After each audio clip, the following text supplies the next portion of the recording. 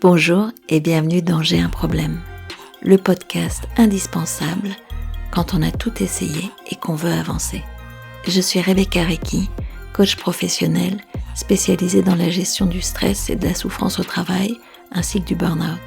Dans chaque épisode, je vous partage une séance de thérapie écrite et menée par Emmanuel Piquet qui permet d'identifier des pistes, des modalités, des façons d'aborder des problèmes du quotidien, des problèmes relationnels, des problèmes douloureux d'une autre façon.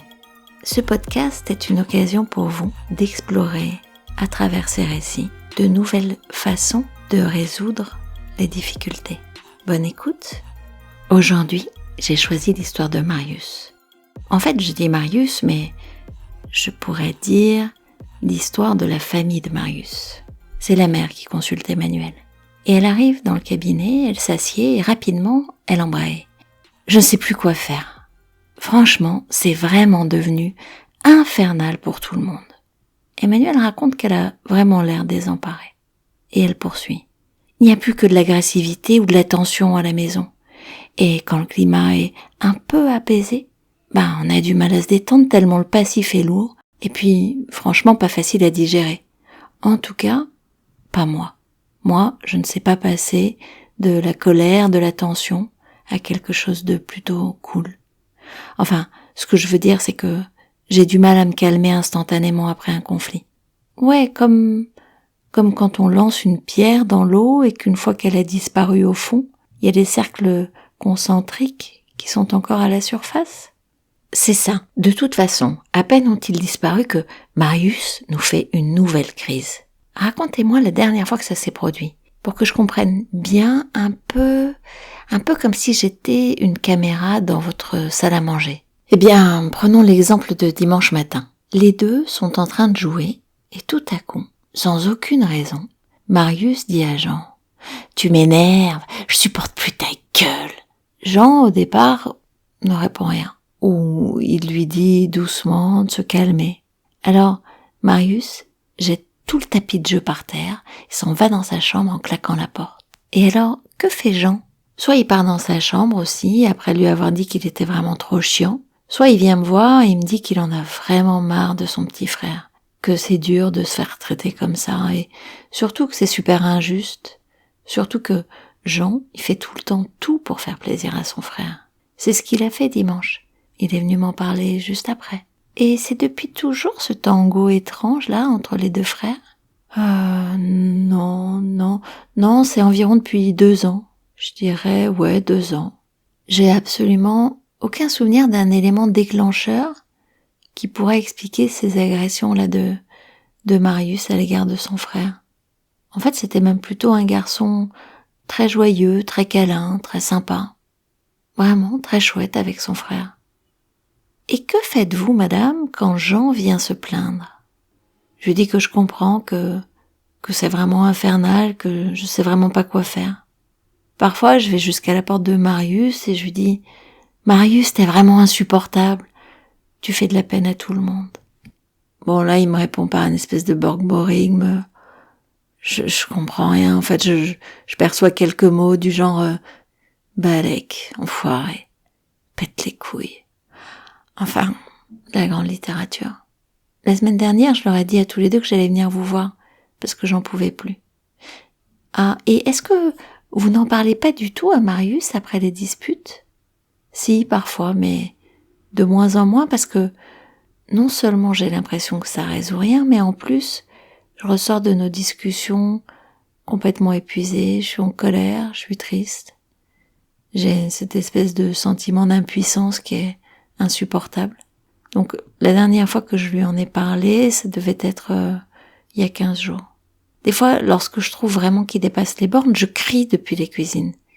Je dis que ce serait bien qu'il arrête de tous nous pourrir la vie, que franchement, à la place de Jean, je lui en aurais déjà collé une. Ah, ce à quoi il répond que de toute façon, il connaît bien l'ordre de mes priorités affectives. Je vous jure, sont ces termes. 15 ans le môme. Vous trouvez pas que c'est fou de répondre ce genre de truc ? En tout cas, il est remarquable de créativité pour tenter de vous culpabiliser. Et les fois où vous en parlez avec lui, Que vous dit-il ? Il pleure. Il dit que tout le monde préfère Jean, que c'était dur pour lui de sentir que son grand frère était mieux que lui, que ce qu'il voudrait vraiment, c'est ne pas être né dans cette famille-là, mais dans une autre. J'imagine que cela doit vous paraître également très injuste, parce que j'ai l'impression que vous faites tout pour maintenir une justice quasi parfaite entre les deux. Mais d'ailleurs, selon moi, ça demande quand même des compétences de type docteur en physique quantique, parce que, à moins que vous ne soyez diplômé en ce sens, c'est logique que vous n'y parveniez pas. Vous avez raison, c'est sans doute impossible, mais il devrait au moins voir les efforts que nous faisons, Jean et moi, pour qu'il se sente bien. Vous voyez, par exemple, si je fais les courses avec Jean, parce que Marius, pas question pour lui de les faire avec moi, Jean fait super attention de mettre dans le caddie les gâteaux préférés de son frère. Quand Marius revient avec une bonne note, Jean s'extasie vraiment. Il dit « Waouh, génial, bravo frérot !» Jamais Marius fera la même chose. Donc oui, je trouve que c'est super injuste et je le lui dis. Je lui dis « Cite-moi un seul exemple d'une chose que j'ai faite pour ton frère et pas pour toi. » Il me répond « T'es super matérialiste. C'est pas de ça qu'il s'agit. Mais je pense que c'est trop subtil pour toi. Laisse béton. » Je lui dis, Marius, si tu parles de nos disputes ou de mes reproches, avoue que t'es quand même odieux. Donc pose-toi un peu plus précisément la question qui est de la poule ou de l'œuf. Et là, en général, il me dit, tu vois, tu recommences. Je lui dis, mais moi, je vous aime tous les deux pareil, tu le sais. Il me dit, ça se voit pas, etc., etc., etc. C'est pour ça que je suis claquée, moi, quand je ressors de ces conversations. Parce que quoi que je dise, quoi que je fasse, je suis toujours la plus injuste des mères. La mère de Marius se met à pleurer, et à travers ses larmes, elle dit « Je crois bien que ça fait au moins 1 an qu'on s'est pas fait de câlin. C'est horrible. Des fois, je croise son regard et je me demande si je lis pas de la haine. Je sais vraiment pas quoi faire. » C'est très dur pour la maman aimante que vous êtes. Je voudrais m'assurer que ça n'est pas seulement une façon que Marius a trouvée pour vous mobiliser, qu'il est vraiment en souffrance, ce que je subodore. Mais j'aurais besoin d'en être sûre. Oui, d'en être sûre pour éventuellement pouvoir l'aider lui aussi s'il en a envie. Qu'a-t-il dit lorsque vous lui avez parlé de votre venue ici ? Ah, il a refusé de venir. Il a dit « N'importe quoi, je vois pas en quoi des étrangers pourraient t'aider. Si t'as de l'argent à dépenser, vas-y. En tout cas, moi, j'irai pas. » D'accord. Bon, alors, vous allez lui dire la chose suivante de ma part.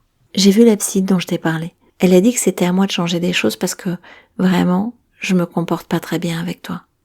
Elle dit que elle comprend très bien que t'aies pas envie de venir, étant donné que les problèmes ne viennent pas de toi. Mais elle m'a juste laissé ce message pour toi et j'ai pas eu le droit de le lire. Je vous encourage, madame, à prendre un air un peu colérique à mon endroit. Par exemple, vous pourriez ajouter « Quand même, c'est dingue ces psys. Ils disent toujours que c'est la faute de la mère. Je trouve ça quand même un peu facile quand même. Et puis, en plus t'envoyer des messages à toi dans mon dos, franchement, c'est limite. Je suis pas sûre que je vais retourner la voir.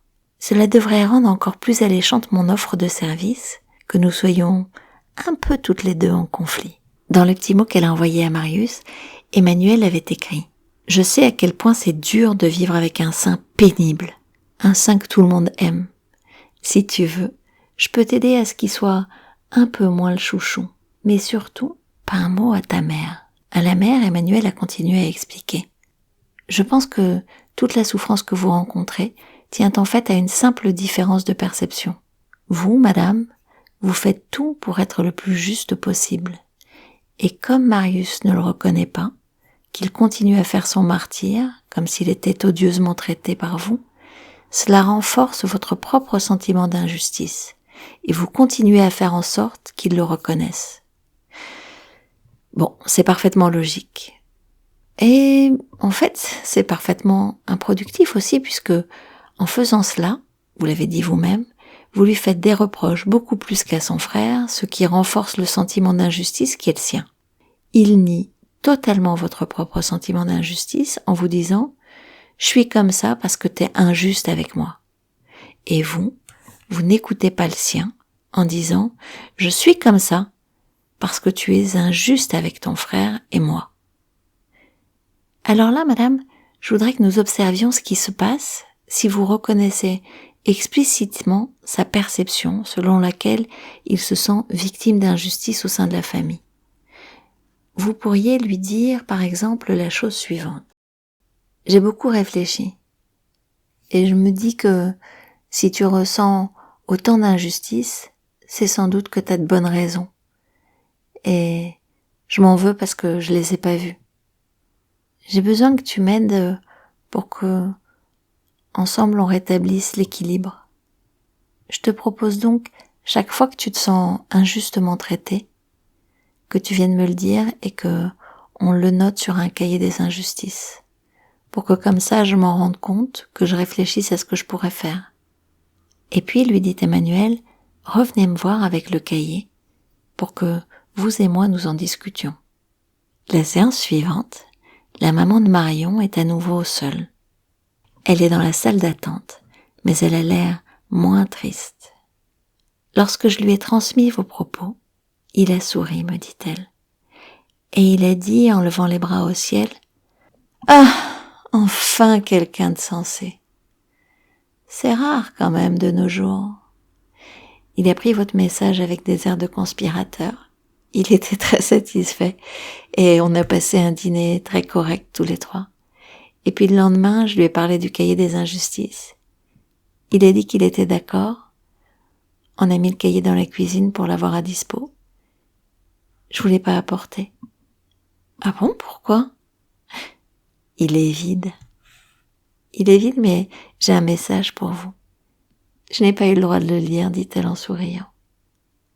Par ailleurs, et de ça je dois vous dire, Madame Piquet, que de toute ma vie je vous serai reconnaissante de ça. J'ai eu le droit à 3 câlins de Marius cette semaine. Et les 2 frères ont posté une photo sur Facebook. Ils sont tous les 2 dans les bras l'un de l'autre pour l'anniversaire de Jean. C'était totalement inenvisageable il y a encore quelques semaines. Quand j'ai ouvert le message de Marius, il disait « Merci pour ton message, je sais pas ce que t'as fait à maman, mais elle est beaucoup moins injuste qu'avant. Je te recontacte si elle recommence. Marius. » Alors voilà, cette histoire a sans doute résonné pour vous. En tout cas, je trouve que elle vous montre bien qu'on peut travailler à l'endroit d'une relation avec un tiers.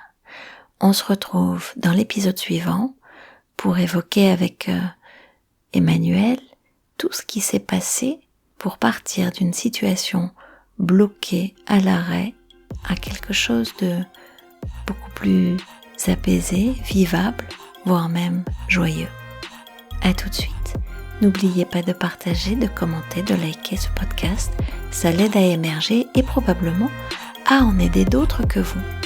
À bientôt.